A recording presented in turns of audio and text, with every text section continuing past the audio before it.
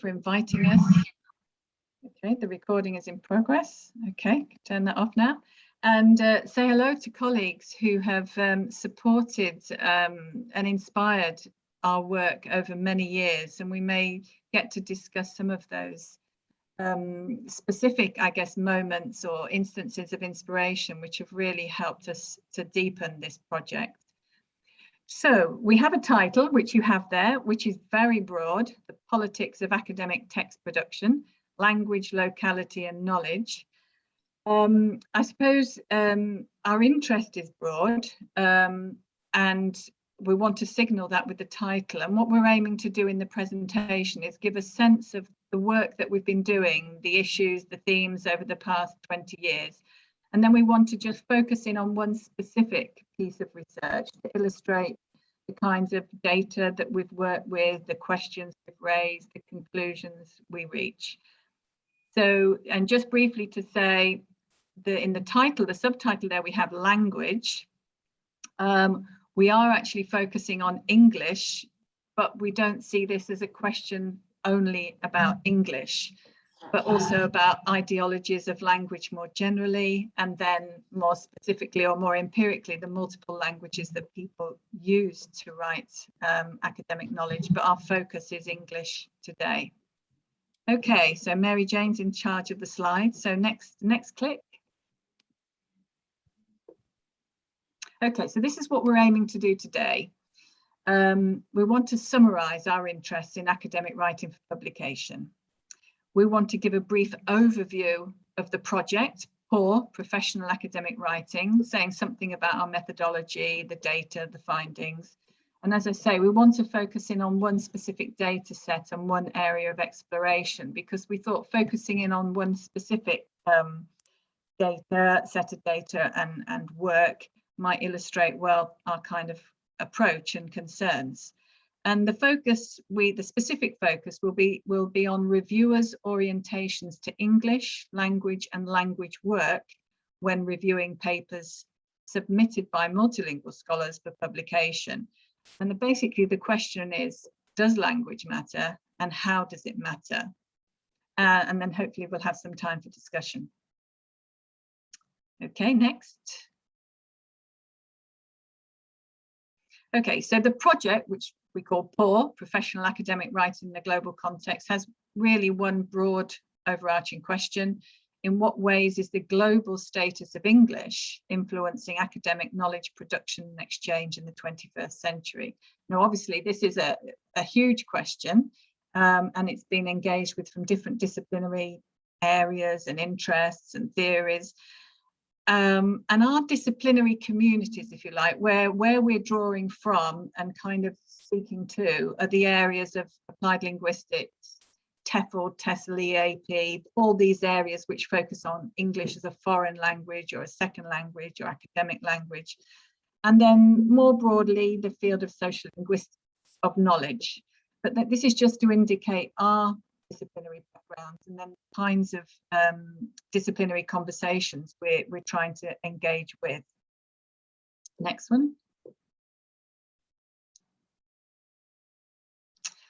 So what are our interests? And very simply, I think you can just click on these quite quickly, MJ, as we go around. So our interest is empirical. What is going on? What are people writing? What are they writing in English? What are the issues?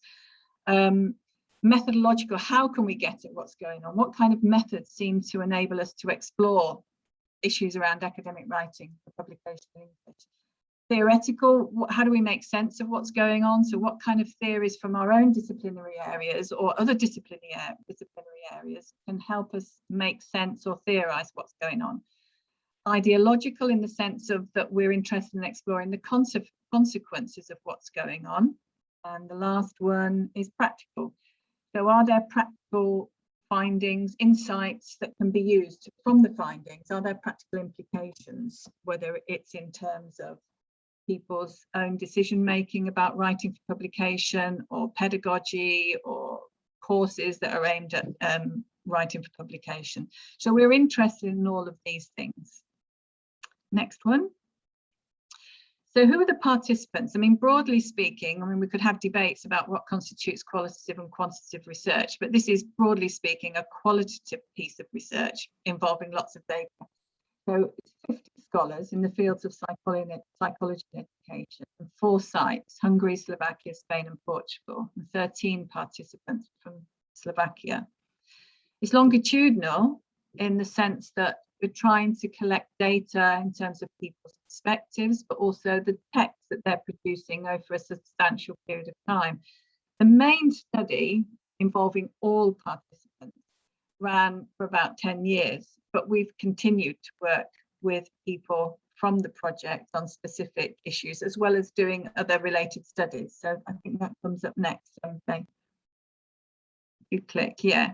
So we've done things like collecting a whole corpora of articles, published articles in psychology, nothing to do with the participants in the study, and trying to understand something about what's going on in English medium psychology articles.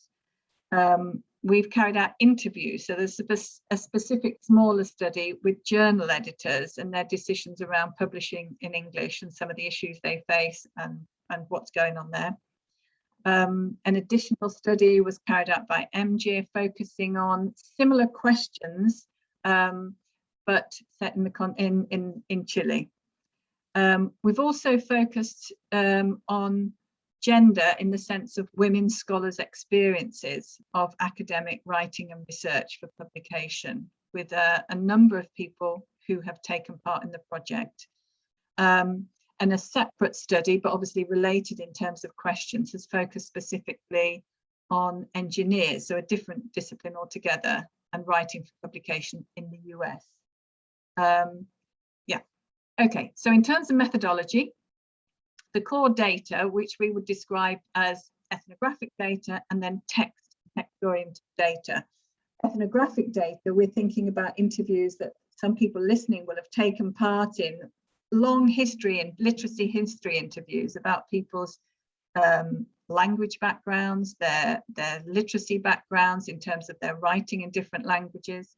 Other kinds of ethnographically oriented data, lots of observations of practices going on and during field visits, as well as observations sometimes when people were actually in the process of writing as a team. That happened in some places and we observed and made notes there. We've had lots of group discussions. We've interviewed librarians. That's more in terms of resources. We've looked at historical and documentary and policy data. So that kind of what we might think of, especially coming from an applied linguistics background, more kind of contextual data.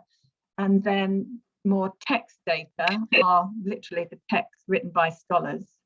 So for those people who don't know anything about the project, typically we might collect drafts that people are working on towards publication, as well as published drafts. We might also see reviewer comments. You have there, you can see correspondence with gatekeepers, and then quite a lot of discussions, more than those probably listed there, around the production of these texts. Why are people writing these texts? What are the issues? Who was involved, etc. And lots of ongoing email discussions with people who very generously have taken part in this project.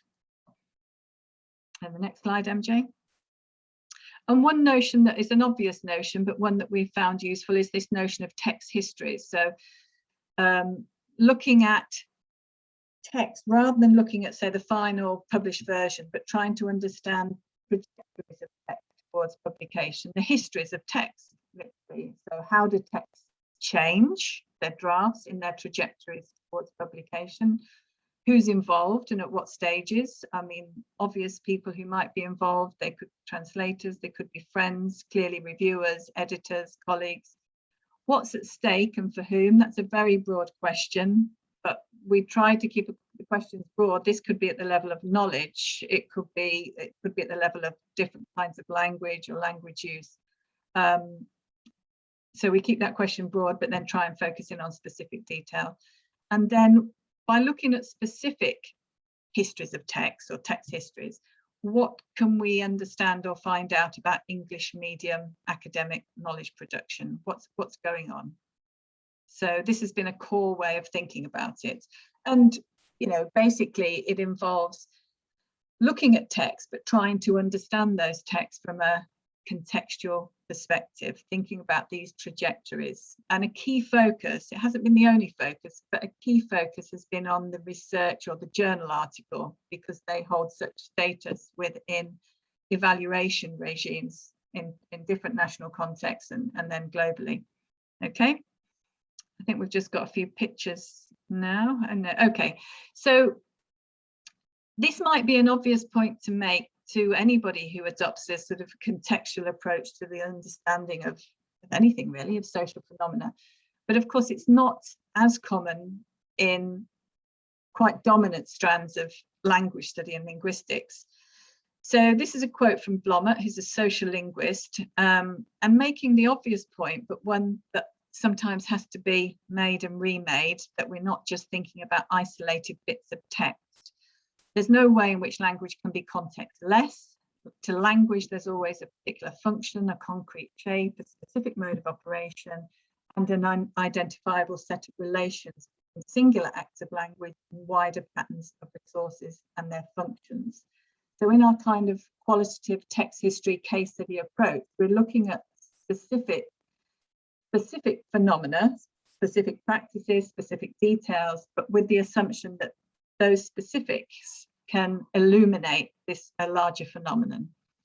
I think there's a few clicks now, MJ. This is keep clicking, I think. Yeah, so obviously in terms of the context, we're thinking about obvious contextual at the level of national and transnational is the idea of there being an Anglophone centre. Often there's talk of an Anglophone centre and a periphery. Yes, so we think about the, if you like, the geopolitics of where people are writing from and to. We look at the immediate material circumstances and context. So that could be anything from the resources people have. What you can't quite see on the left is a list of the points that are awarded for different kinds of publications. That one is actually in a Spanish university. So this whole idea of focusing on evaluation regimes.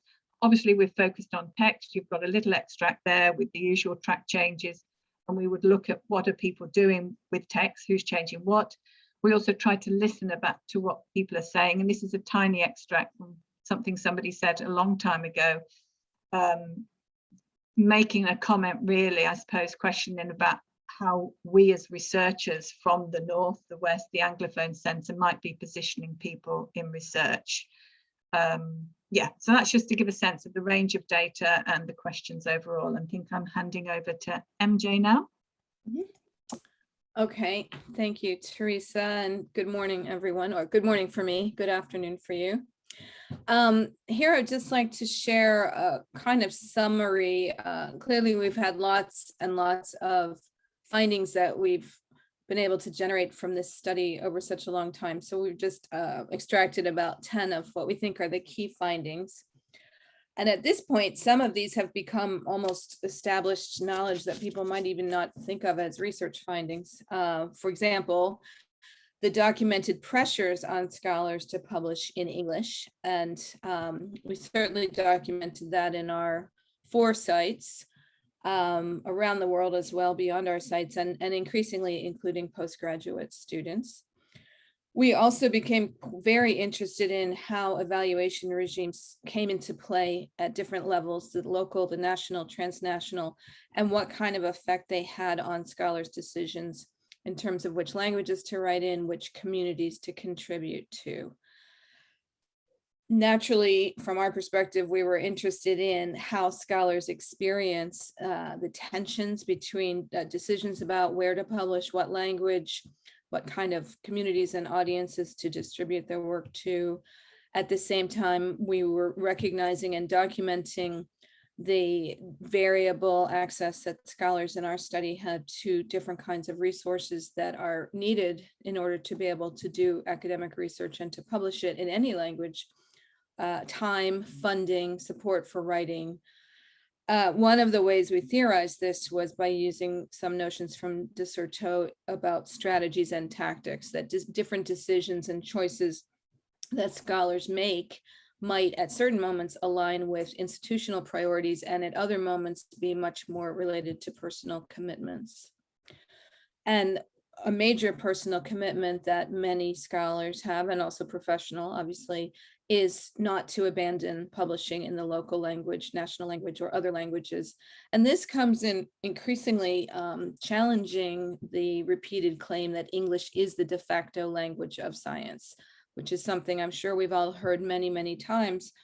But what we know is that even today, 20 years after we began our study, scholars are still publishing in many languages, the local, national, and other languages, for many reasons and to many communities, and not least to be able to support local knowledge production and the development of local research and practice communities. Oops.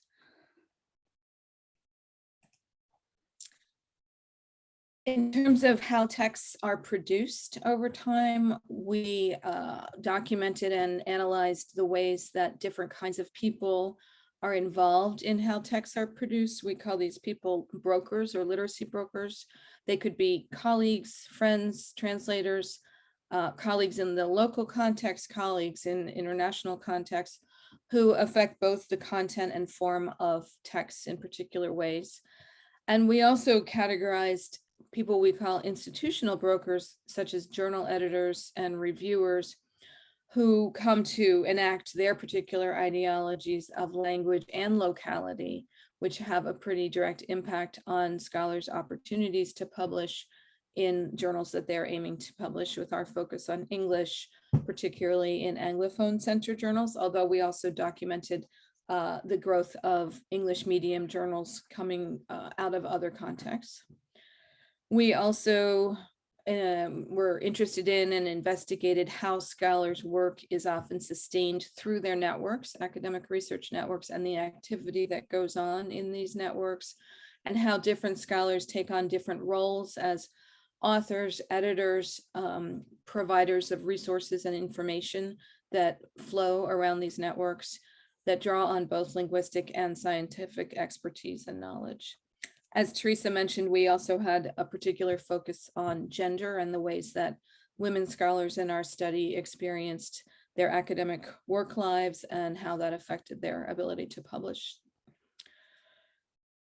One of the benefits of staying with this project for 20 years is the ability to look retrospectively at what people are doing. And most recently, we've been analyzing the CVs of scholars in our study and noticing that while some people do return, let's say, stop worrying so much about publishing in English as they advance in their careers, and they may experience institutional pressures less significantly.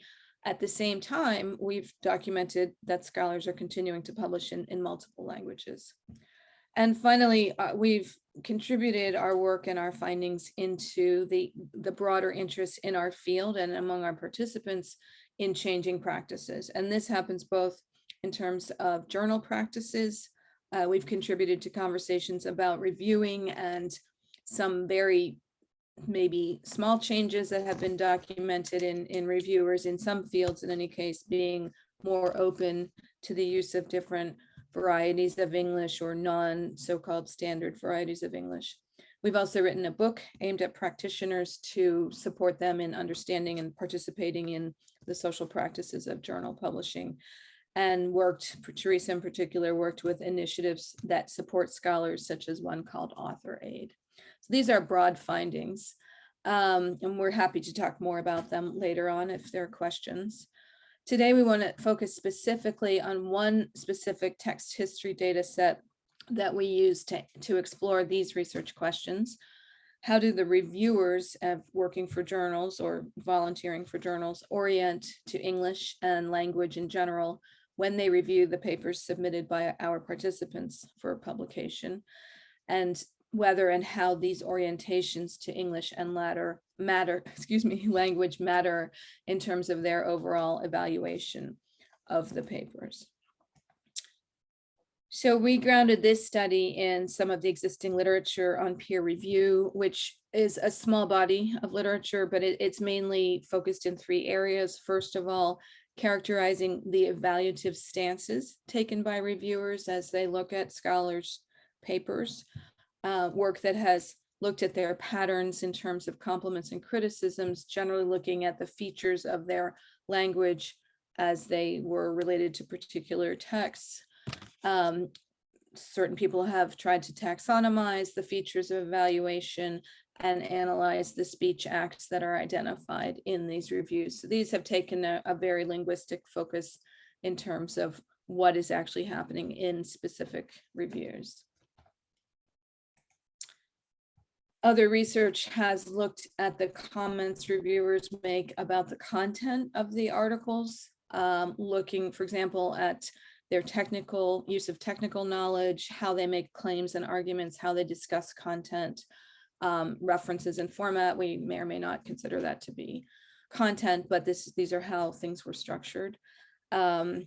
With the addition in one case of Belcher of adding language use or style in the article, the reviews that she characterized from the field of applied linguistics, and then looking at broad patterns in terms of what kind of focus the reviewers would take, whether it's on content or language. And finally, there's a body of research that looks more at scholars' perspectives on the reviews and their responses to the reviews, as our work has done quite a bit. Other researchers have used questionnaires, interviews to explore the reactions of scholars to the reviews that they've received. And overall, this body of research has focused on individual reviews rather than on sets or clusters of reviews that are part of the production of texts and their evaluation by journals over a longer period of time, which is what our study has allowed us to do. And the use by researchers of a generally boundaried or limited notion of English as being one fixed resource, that there's just basically one English, and not explored the use of varieties of English. As a result, we have identified what we think of as slippage in not only in that body of research, but in a lot of research in this field, between characterizations of scholars, writers as non-native users of English and novice scholars. And we certainly know from our study that many of the participants in our study were well-established scholars, certainly not novices. Their use of English and their experiences in publishing in English were separate from their status as scholars. And so that really stood out to us as a kind of dangerous conflagration of multilingual scholars as apprentices and positioning them as junior rather than recognizing their expertise. And not surprisingly, the conclusions from this kind of research have oriented toward pedagogical implications, how to teach people what to do and induct them into academic practices, rather than just examining critically how these practices work in themselves. So what we've got here, make sure I didn't skip a slide. Okay. What we've done in this particular paper, this subset of data is constructed 95 text histories. And a text history draws on a body of different kinds of data, interviews with authors, copies of multiple drafts of the texts under consideration, which many of you know are something we were always interested in getting, not just one copy of a text or not just the published version, but the drafts leading up to publication or not publication. Several drafts, including the submitted articles, copies of reviewers' comments, and in some cases, the interactions between co-authors. And the analysis in this case looked at the reviewers' comments to see how they get at uptake, meaning how do they look at how English is used in the texts. So we looked at English in terms of explicit reference to English or language, and then related terms like style, writing, grammar, etc. And of course, the ever-present native English speaker. And we looked at the reviews as sets of reviews relating to a specific paper instead of as just a database of all reviews. I think this is back over to you now at this point, Theresa. Okay, so I mean, just to say that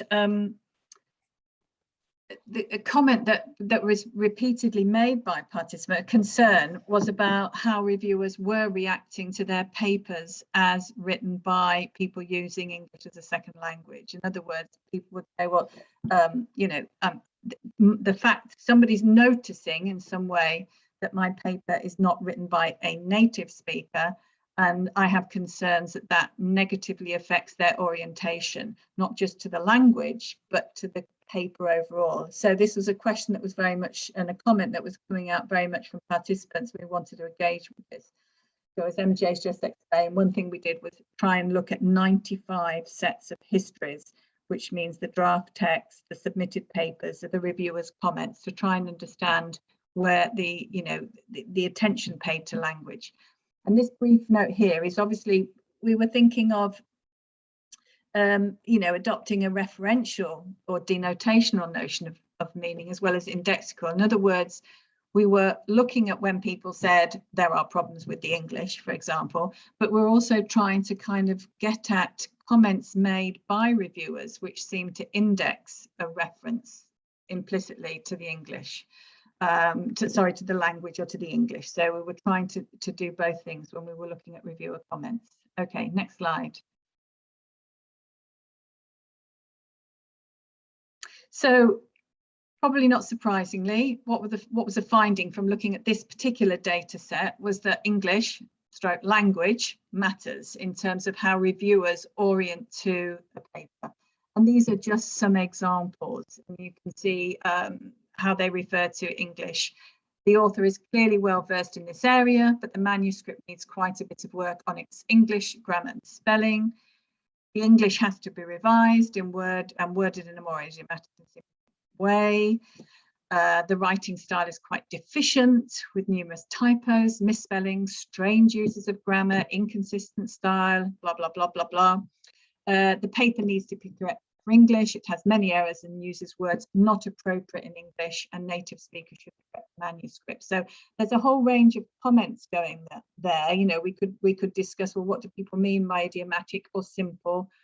What do people actually mean when they say grammar? Grammar is a word that's often used. Actually, what people mean by it is not straightforward.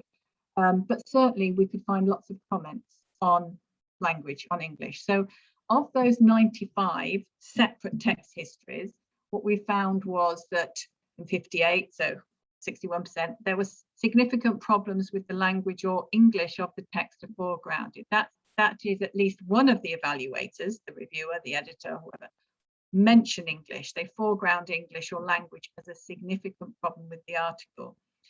Now, of those 58, 81%, 48, 58, so 47 are explicitly related to English being used as a foreign language, non-native or second language users. In other words, most references to English also mark that English as being foreign or non-standard in some way, standard users. Okay. So language does matter, English does matter. Second point, which is something that MJ raised before, is that English is construed as a stable monolithic semiotic resource. So in contrast to the many discussions that are going on in applied linguistics, social linguistics, or many areas about English, obviously because it's a globally used language, it doesn't make much sense to talk of English in the singular and plural. I mean, lots of debates there, but in contrast to that view, reviewers work with the notion of there being one kind of English, one standard. We have those examples that the English language should be improved, the English language has to be revised, etc. English is treated as one thing. The next slide. And the problem is construed as being writing in a second or foreign language. You could foreground the fact of issues around language or English without foregrounding second foreign languageness, if you like. But often the problem is construed as being the fact that somebody is writing in a second or foreign language. And you've just got a repeat of some of those quotes there, which flag up that English is not the author's first language. English is not the first language of the authors, second language difficulties, etc. The next slide.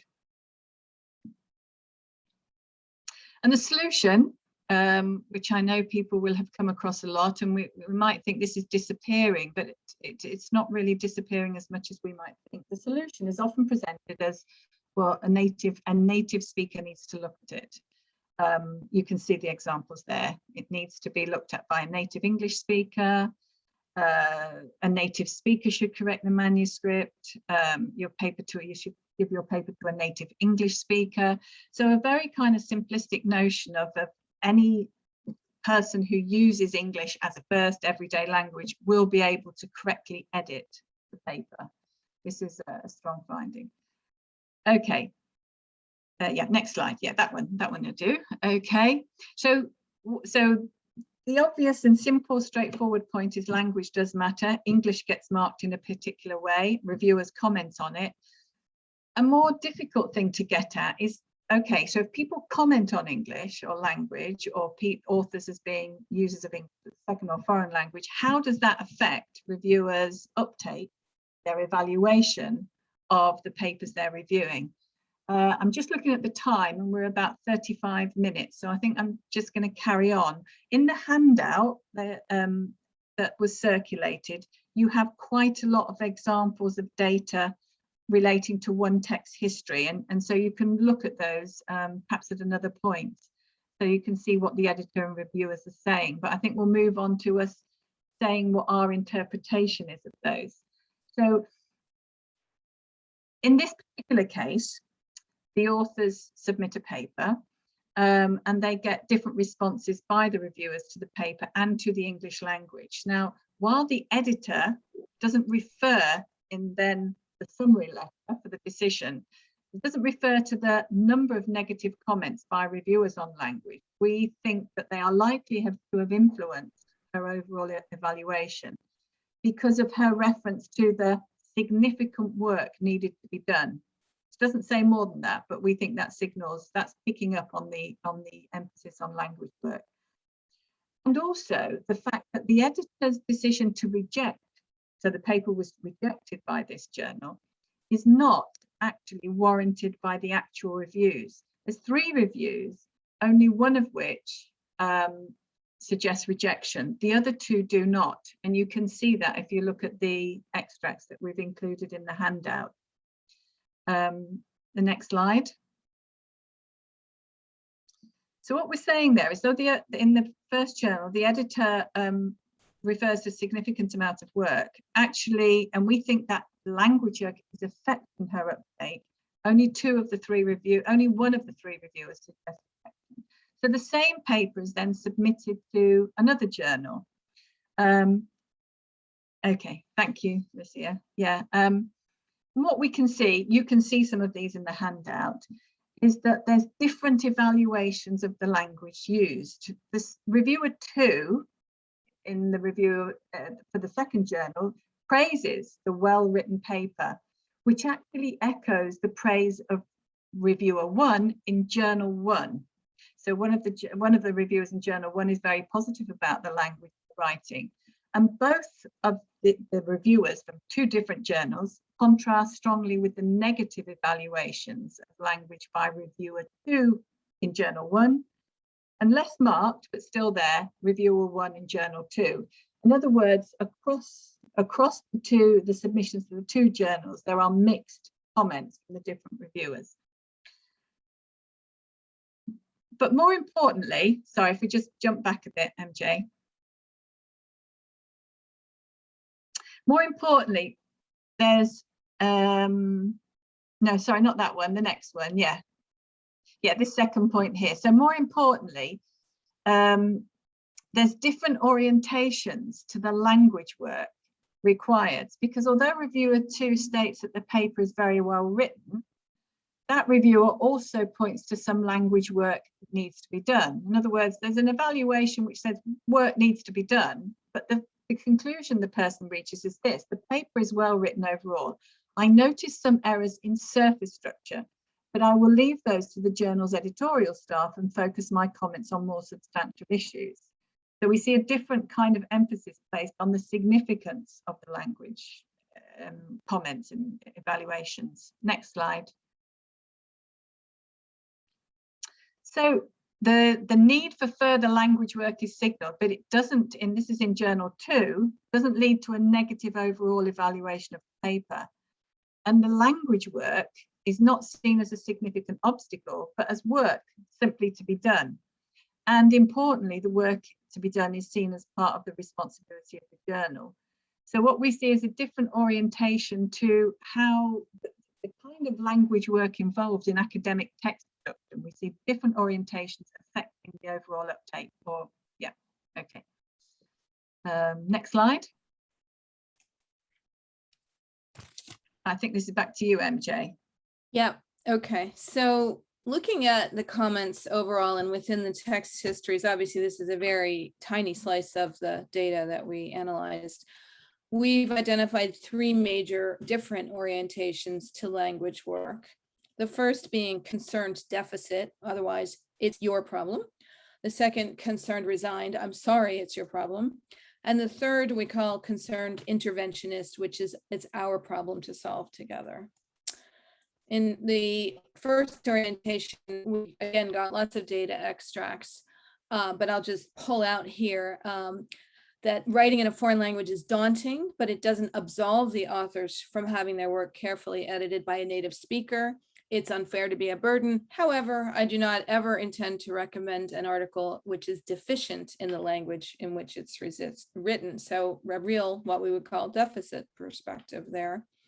The second orientation, concerned-resigned, I'm mindful of the fact that writing in a language that's not one's first language must be difficult. Could not do this myself. However, it is an absolute necessity that papers are presented with an acceptable standard of English.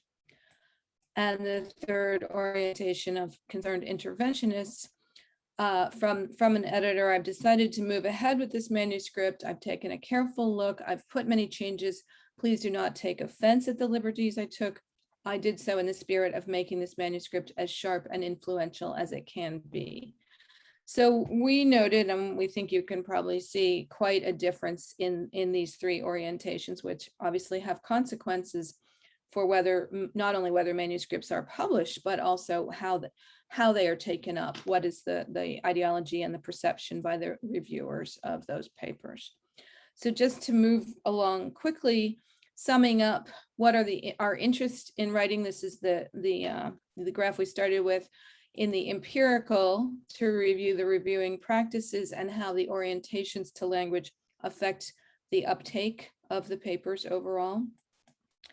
Looking across reviews in sets of text within the text histories, not solely as a database of individual reviews.